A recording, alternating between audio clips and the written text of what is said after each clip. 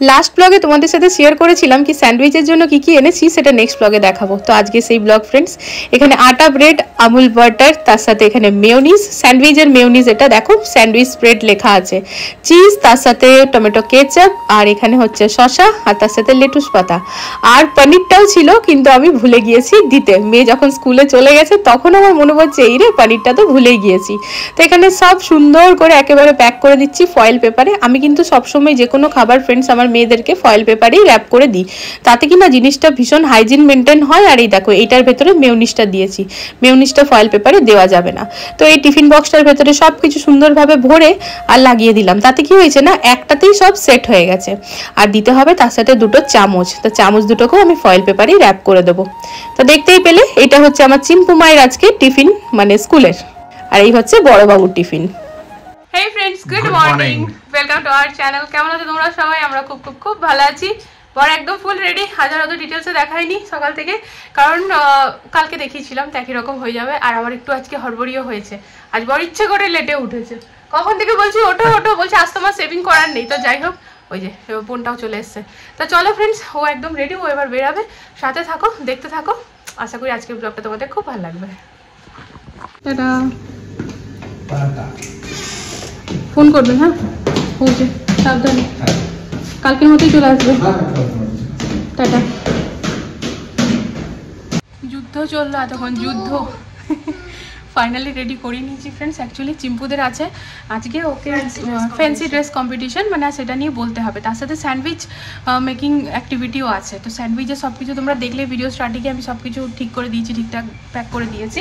এবার চিম্পু মাকে রেডি করাটা বিরাট একটা ব্যাপার ছিল। তার মধ্যে বর না আজকে মানে ওর একটু লেট করেই দিয়েছে, তার ফলে চম্পাকও লেট বাথরুমে গেছে। মানে এমন একটা অবস্থা যে কি বলবো। ফাইনালি 9টা বেজে এখন 10 মিনিট হচ্ছে, আমি রেডি করতে পেরেছি। তা চলো তোমাদেরকে একবার 2 মিনিট শেয়ার করে নিই। আমার মাম্মাম কি হয়েছে? Dance teacher. আরে হচ্ছে দিদি ভাই, হ্যাঁ ডান্স টিচার। ডান্স শিখিয়ে দাও।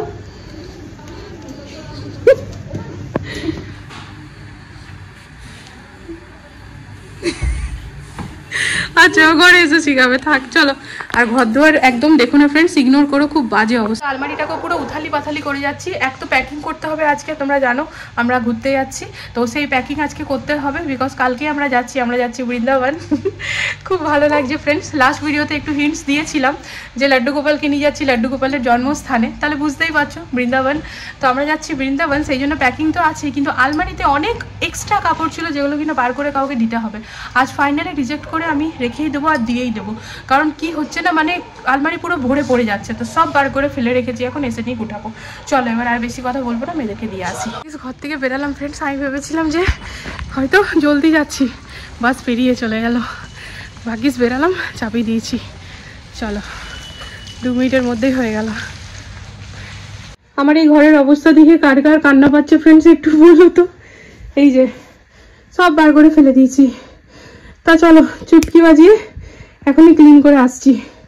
আর দাঁড়ানো চলবে না, ফটাফট লেগে পড়ছি, টিপ টপ পুরো ক্লিন করে নিচ্ছি। কালকে যেহেতু ফ্রেন্ডস আমরা যাবো ঘুরতে, তো আজকে সব থেকে ইম্পর্টেন্ট কাজ ছিল কাপড়গুলোকে কেচে টাইমে ছাদে মেলে দেওয়া। আর ঠিক মোটামুটি ওই 11:30 12টার সময় করে রোদটা হালকা উঠে, যেমন এখনও উঠেছে। তো আমার ছিল টার্গেট ততক্ষণে কাপড় যেন কাঁচা হয়ে যায়। তা কাপড়গুলো সকাল থেকে গরম জলে ভিজিয়ে রেখেছিলাম, মোজা টোজা ছিল আজকে, তো মেশিনে ঝটপট কেচে নিয়ে ছাদে মেলে এসেছি। আর ঘরও একদম টিপটপ করে নিয়েছি, তবে এখন আর শেয়ার করছি না। হাতে ব্যাগ নিয়ে নিয়েছি, বেরিয়ে পড়ছি। তাই এখন যাচ্ছি। মেয়ের জন্য জিন্স কিনেছিলাম সেদিন, বড় মেয়ের জন্য, ওটা নিচটা একটু অল্টার করতে দেওয়া ছিল, ভাইয়ারাই করে দিয়েছে, মানে ওটার জন্য আলাদা করে টাকা লাগবে না। তো ওই বিলটা নিয়ে যাচ্ছি, জিন্সটা নিয়ে নেবো। আর আমার কিছু কুর্তি আছে ফ্রেন্ডস, একটু সাইডটা মোড়াতে হবে। আর অ্যামাজন থেকে একটা কুর্তি কিনেছিলাম, ভুলবশত কিনে ফেলেছিলাম, মানে ভুলবশত মানে আমি তো বুঝিনি ওরকম। হাতে পাওয়ার পর দেখছি কাপড়টা খুবই নেতা, তা ভাবছি চারিদিক থেকে একবার সেলাই মারিয়ে নেবো। তো ওই সব টুকিটাকি কাজ আছে, বেরিয়ে পড়ছি। রান্না এখনো কিছুই করিনি, আসার পর দেখি তখন আলু ভাতে ভাত করে নেবো। কোথাও যাওয়ার থাকলে তখন আর রান্নাতে অত মন থাকে না। আর দেখবে বাড়িতে যদি কোনো মানে যেমন হাজব্যান্ড বা বাবা এরকম টাইপের যদি কেউ খাবার থাকে না, তখন অনেক চিন্তা করতে হয় কী করবো কি না। যদি আমার বরের খাবার কোনো ঝামেলা নেই, তবুও যে ভাতের সাথে কি তরকারি করব। আর যদি মেয়েরা থাকি না, তখন মনে আরে ঠিক আছে কিছু না হলে ম্যাগি বানিয়ে খেয়ে নেবো। মানে এটা হচ্ছে একটা ফাঁকিবাজি বাজির বাহানা। তো না, সকাল থেকে ভিডিওটা কালকে ফাইনাল মানে এডিটিং করে রেখেছিলাম, ভিডিও পোস্ট হয়ে গিয়েছে। এবার আমি শান্তি মনে বেরিয়ে যাচ্ছি। এখন বাজছে প্রায় 12:30, বাজতে চললো, বাজেনি এখনো। তো চলো ঘরে তালা মারি আর ঝটপট বেরিয়ে যাই। আজকাল কোথাও গেলে আর হাতে পার্সের দরকার পড়ে না, ফোনটি হলেই হলো। তো চলো বেরিয়ে পড়েছি। সব থেকে প্রথমে অল্টার করতে দিয়ে দিই, তারপর চলে যাবো বাবুর জিন্সটা নিতে। হ্যাঁ মানে ইসকে নাপ কাপ কর দেনা, ঠিক আছে না? ভাইয়ার কাছে দিয়ে দিয়েছি, বিকেলবেলায় 4টা-5টার সময় আসতে বলেছে, এসে পরে নিয়ে যাব। চলো এবার যাই ভিমার্ট। যদি হাতে টাইম থাকে একটু রাহুল ডায়েরিতে ঢুকে পড়ে কালকের জন্য কিছু খাবার নিয়ে নেবো, মানে বিস্কিট, কুকিজ, চিপস, যদি টাইম থাকে। আর না তো বিকেলে বর আসার পরই, কারণ মেয়েদের আসার টাইমটাও দেখতে হবে। আর এই দেখো আজকে যে স্টোলটা আমি গায়ে নিয়েছি, এটা কিন্তু আমার শাশুড়ি মায়ের। দেখলাম আলমারির সামনে আছে, বার করে গায়ে নিয়ে নিলাম। চলো, তো এই যে কমপ্লিট মেয়ের জন্য জিন্সটা অল্টার করতে, মানে এখান থেকে কিনেছিলাম, দেওয়া ছিল, নিয়ে নিলাম। গরম লাগছে আবার হাঁটতে হাঁটতে, সোয়েটার প্লাস এই স্টোল। চলো টাইম আছে, একটু রাহুল ডায়েরি ঢুকে টুকিটাকি নিয়ে নিই। কোথাও গেলে এসে পরে সব থেকে বেশি মিস করি আমাদের দুই মাম্মামকে, কারণ ঢুকতে ঢুকতেই বলি বেটা এক গ্লাস জল দাও, আর একদম এক বলাতে সেটাক্সে জলটি হাতে চলে আসে। তাই এখন মাম্মামরা ঘরে নেই, তাই আমি নিজে জলটা নিয়ে এলাম। আর ফ্রেন্ডস আমি না হাঁটতে হাঁটতে হাঁপিয়ে উঠেছি, হাঁপিয়ে ঠিক উঠিনি, গরম লেগে গেছে পুরো। এই লাল রঙের সোয়েটারটা ভীষণ ভালো, খুবই ভালো। এটা কোথা থেকে কিনেছি মনে আছে তো তোমাদের? সরোজিনীনগর মার্কেট থেকে। তো দেখো আমরা ভাবি না যে বার্গেনিং করে যদি কিছু কিনতে হয় তাহলে হয়তো জিনিসটা ভালো না, বা হাটে গিয়ে কিনছি তো জিনিসটা ভালো না। একদমই এই ধারণাটা আমাদের ভুল ধারণা। এরকম কোনো ব্যাপার না। বড় দোকান বা এরকম টাইপের জায়গা, সব জায়গাতেই কিন্তু মানে কোয়ালিটিটা সেমই পাওয়া যায়। হ্যাঁ, এবার সব ক্ষেত্রে নয়, ওটা আবার ডিপেন্ড করছে। এবার হয়তো আমি খুব ভালো একটা ব্লেজার নিলাম, যেটা আজকাল যেরকম মেয়েরাও পরছে, আর ছেলেরা তো ব্লেজার পরেই পরে, আজকাল মেয়েরাও পরছে, আমারও খুব ইচ্ছে ছিল। তো এবছর আর নিলাম না, পরের বছর নেব। সেটা যদি এবার 500 টাকায় নিয়ে আসি তো সেই কোয়ালিটি পাবো না। কিন্তু আমি বলছি যেরকম এই সোয়েটার নর্মাল এগুলো একটুখানি, যেমন আমাদের এখানে মান্ডে মার্কেটও বসে, মান্ডে মার্কেট থেকে মানে ভালো ভালো দোকান থেকে কিন্তু হাট ওরা লাগাতে আসে। তো এটাই হচ্ছে ব্যাপার। হ্যাঁ, একটু ডিফারেন্স কি থাকে, হয়তো এই যে সোয়েটারটা আমি কম দামে এই জন্য পেয়েছি কারণ হয়তো আগের বছরে রাখা, মানে আর কি এটা হয়তো আগের বছরেই রাখা, বেঁচে গেছিলো, তো এবছর কমে এবার বার করবে, এরকম একটা ব্যাপার।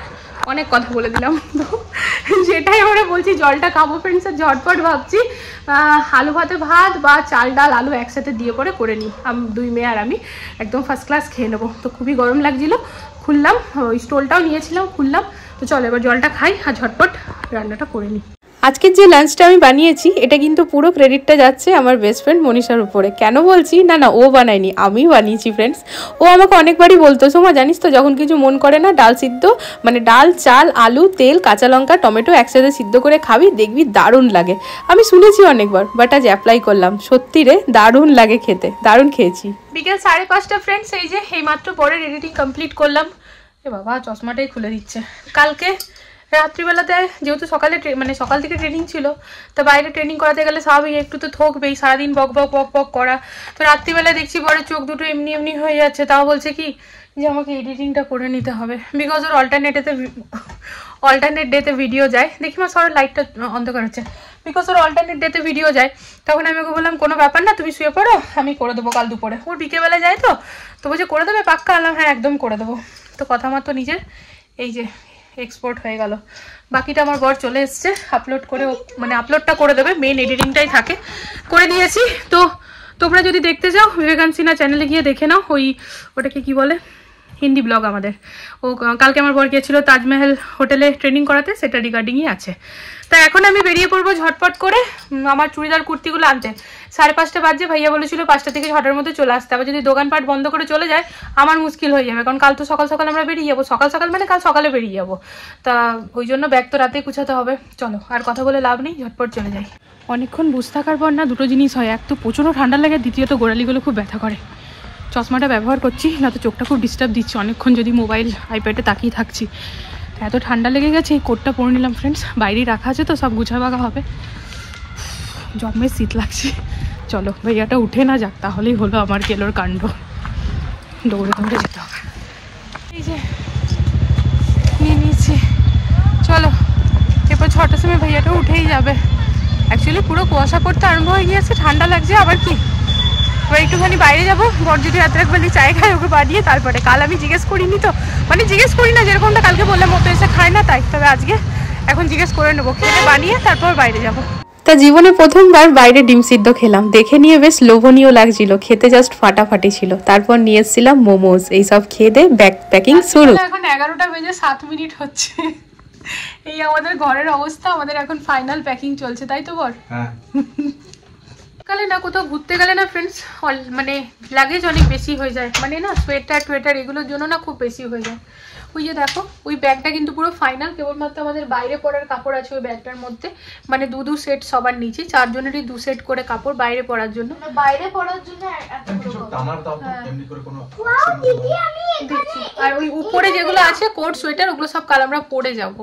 তো বর এখানে এই যে খুলেছে, কারণ হচ্ছে ও ডাফল ব্যাগটা খুঁজছে, যেটাতে কিনা আমরা হোটেল রুমে যে পরে থাকবো। হ্যাঁ লাগবে, তোমার মাথায় রেখে শুবে তুমি। বাবুদের কিছু কাপড় মা বালিশ বানিয়ে রেখেছে আর কি, দেখো বাঁধাও হতে পারে। ডাফল ব্যাগটা না কোনো ব্যাগের ভেতর ভরা আছে, এই হচ্ছে ঝামেলা, এখন খুঁজে পাওয়া মুশকিল। আর এই 2 মেয়ের আমার ফুর্তি লেগেছে, ওদের ঘুম পাইনি। হ্যাঁ আমার ঘুম পাই না, টানার দাও তো কিছু পড়ো। কি টানার দেবো আমি বলো? কিছু টানার দাও না, ঝুল ঝাড়া দুমনি হবে না। এই একটার মধ্যে নিয়ে নাও, সব হয়ে যাবে, তাহলে আর 10টা করতে হবে না, বুঝতে পারছো? ওইটা নেবে, ডাবল ব্যাগটা নেবে, ওই ঘরে সেদিন আমি যেটা নিয়ে এলাম ওইখান থেকে সরোজিনী নগর মার্কেট থেকে, ওই ব্যাগটাও নেবো, তাহলে তো অনেকগুলো হয়ে যাচ্ছে না।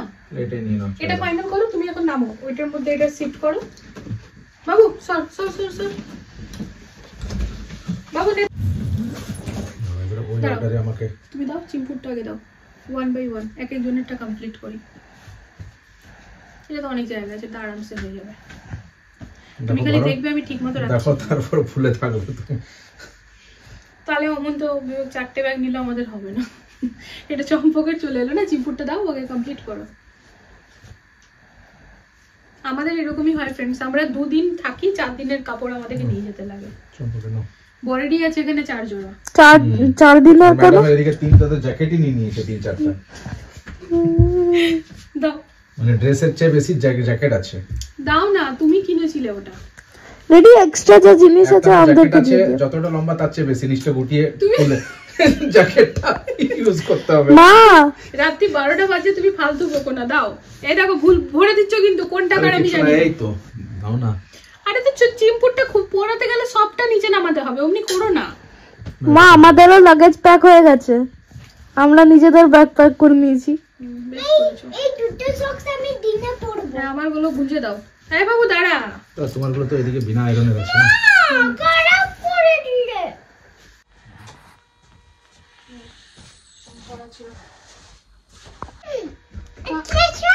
কেঁদে দিও না বাবু, দাঁড়াও আরামসে, এগুলো ভরা হবে। তুমি সক্স বাবু তোমার নিজের ব্যাগে এগুলো সব ভরে নাও, তুমি ব্যস্ত হও না, বাবু তো ব্যাগে এগুলো ভরে দিচ্ছি।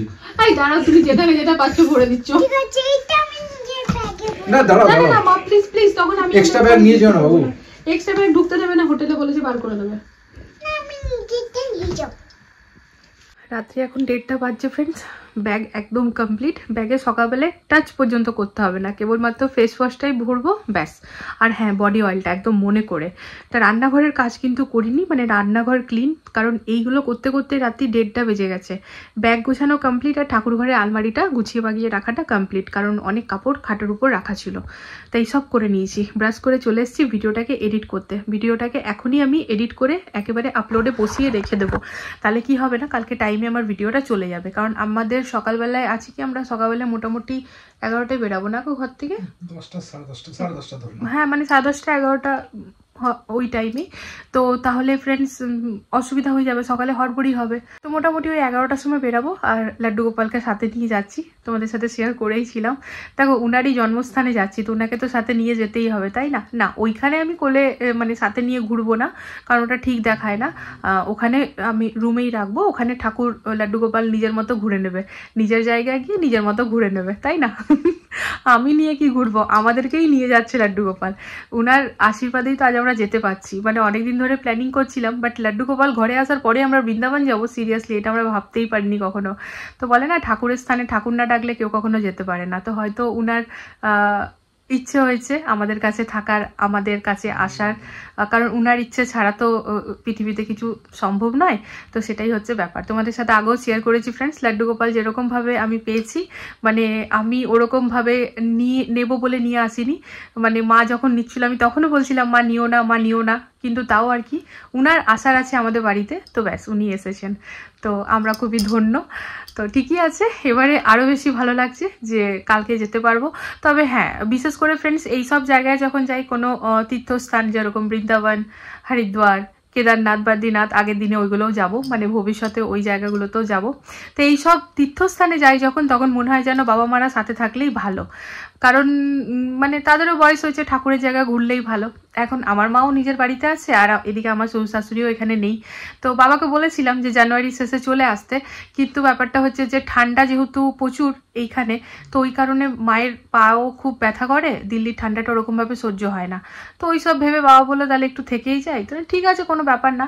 এবার থাকতে গিয়ে কী হয়েছে, এখন না আমাদের মানে আমার দেওর হচ্ছে সম্পর্কে বরের ভাই, বাবার ভাইয়ের ছেলে, তো দুই ছেলে, এক ছেলের আগে বিয়ে হয়ে গেছে, ছোট ছেলের বিয়ে মার্চ মাসে, এবার একদম সামনেই। তো এখন হুট করে বাবারা এখন আর আসতেও পারবে না, তাহলে যখন এত বড় একটা কাজ পার করেই আসবে, তো ঠিক আছে কোনো ব্যাপার না, বৃন্দাবন তো খুব দূর না, কাছেই আছে। আবার নয় পরে তখন আবারও যাবো, সে তো যাবোই, একবার তো নয় বারবার যাব।